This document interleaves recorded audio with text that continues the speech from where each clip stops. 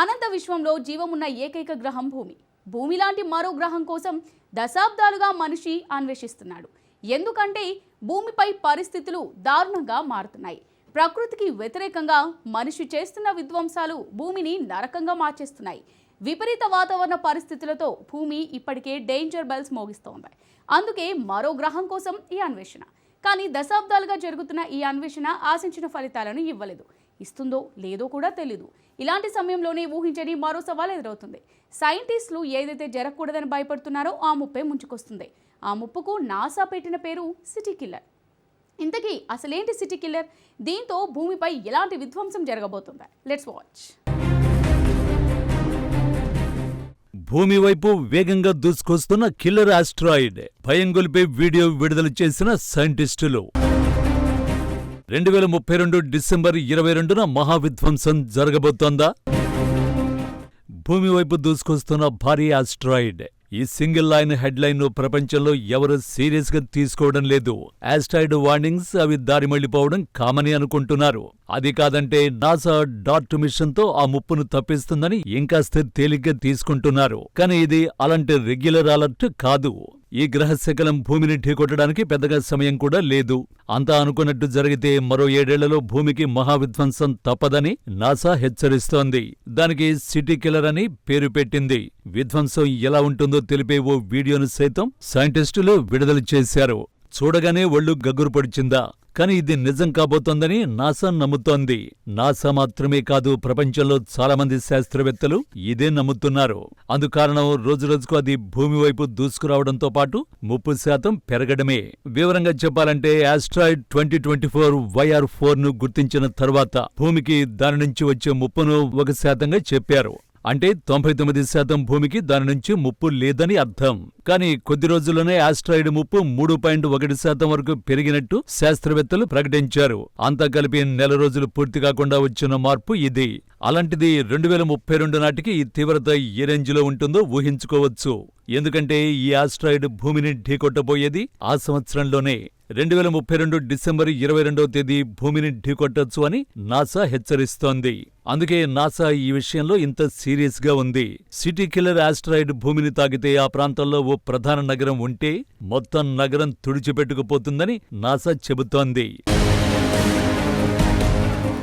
మరోవైపు city killer asteroid భూ వాతావరణంలోకి వచ్చిన తర్వాత అనేక మార్పులకు గురికావచ్చని సైంటిస్టులు చెబుతున్నారు. 2024 YR4 భూమి వాతావరణంలోకి ప్రవేశిస్తే అది వాయు విస్ఫోటనం కావచ్చునని శాస్త్రవేత్తలు అంచనా వేస్తున్నారు. అంటే ఆ గ్రహశకలం దాదాపు 8 మెగాటన్నుల TNT శక్తితో గాలిలో పేలిపోతుంది. వివరంగా చెప్పాలి అంటే హిరోషిమా అణుబాంబు శక్తి కంటే 500 రెట్లు ఎక్కువ శక్తిని విడుదల చేస్తుంది. ఇది భూమిని ఢీకొన్నప్పుడు 1640 నుంచి 6500 అడుగుల ఎత్తులో ఒక బిలం ఏర్పడుతుందని నాసా సైంటిస్టులు చెబుతున్నారు. చిలీలోని ఎల్సాస్ అబ్జర్వేటరీ 2024 YR4 ను గుర్తించింది. నాసా శాస్త్రవేత్తలు ఆ గ్రహశకలం కదలికను పర్యవేక్షిస్తున్నారు. ఆ గ్రహశకలం 40 నుంచి 90 మీటర్ల పరిమాణంలో ఉంటుందని అంచనా వేస్తున్నారు. 2004లో కనిపెట్టిన ఓ ఆస్ట్రాయిడ్ 30 మీటర్ల కంటే ఎక్కువ పరిమాణంలో ఉన్న అపోఫిజ్ అనే గ్రహశకలం 2029 నాటికి భూమిని ఢీకొనే అవకాశం 2.7% ఉందని గుర్తించారు.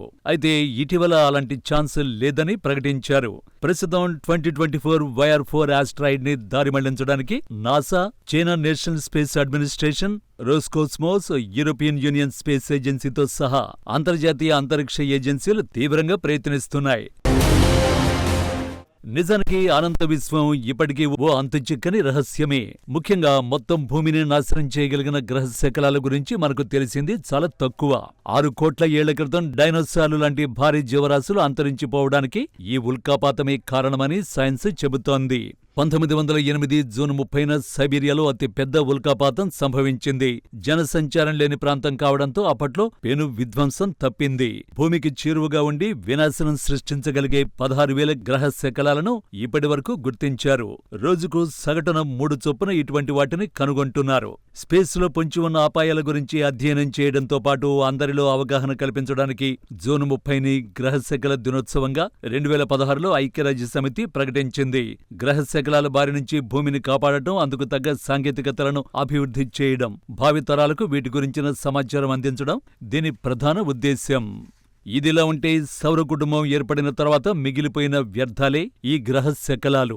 వాస్తవానికి ఇవన్నీ ప్రమాదకరమైనవి కావు. సూర్యుడి నుంచి వీటి దూరం తదితర అంశాల ఆధారంగా శాస్త్రవేత్తలు వీటిని 5 విభాగాలుగా వర్గీకరించారు. వీటిలో కూపర్ బెల్ట్, వూడ్ క్లౌడ్ అనే శకలాల సముదాయాలు, నెప్ట్యూన్ గ్రహానికి ఆవలి కక్ష్యలు తిరుగుతాయి. గురుగ్రహానికి అంగారకుడికి మధ్య సుమారు 60 కోట్ల కిలోమీటర్ల విస్తీర్ణంలో కొన్ని లక్షల గ్రహ శకలాలు సూర్యుడి చుట్టూ పరిభ్రమిస్తూ ఉంటాయి. సౌర కుటుంబంలో అతి పెద్ద గ్రహ శకలం సెరిస్ ఈ బెల్టులోనే ఉంది. అయితే సమస్యంతా భూకక్షకు 20 కోట్ల కిలోమీటర్ల కన్నా తక్కువ దూరంలో పరిభ్రమించే గ్రహ శకలాలతోనే.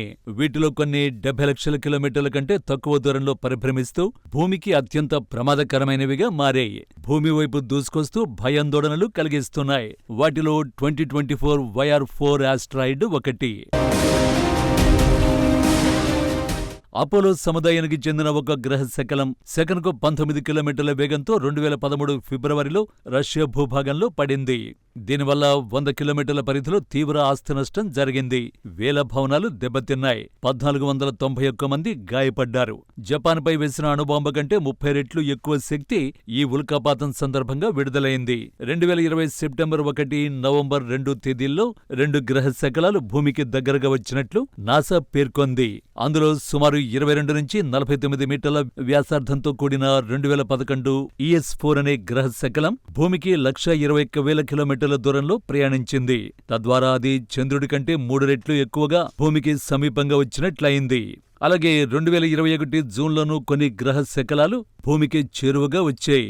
సాధారణంగా 15 మీటర్ల కంటే ఎక్కువ వ్యాసార్థం కలిగిన ఉల్కలే భూమిని తాకుతాయి. మిగిలినవి గాలిలోనే మండిపోతాయి. 1 కిలోమీటర్ నుంచి 7 కిలోమీటర్ల పరిమాణంలో ఉండే 22 గ్రహ శకలాలు ప్రస్తుతం భూకక్షకు సమీపంలో తిరుగుతున్నాయి. 1 కిలోమీటర్ కంటే ఎక్కువ వ్యాసార్థం ఉన్న గ్రహ శకలం భూమిని ఢీకొంటే 50,000 మెగాటన్నుల శక్తి వెలువడి ఊహకందని నష్టం వాటిల్లుతుంది. వాతావరణంలో పెను మార్పులు సంభవించి జీవజాలం మనుగడే ప్రశ్నార్థకంగా మారే ప్రమాదం ఉంది. ఈ లెక్కలన్నీ యుగాంతానికి మరోసారి గ్రహ శకలాలే కారణమవుతాయని తేల్చేస్తున్నాయి.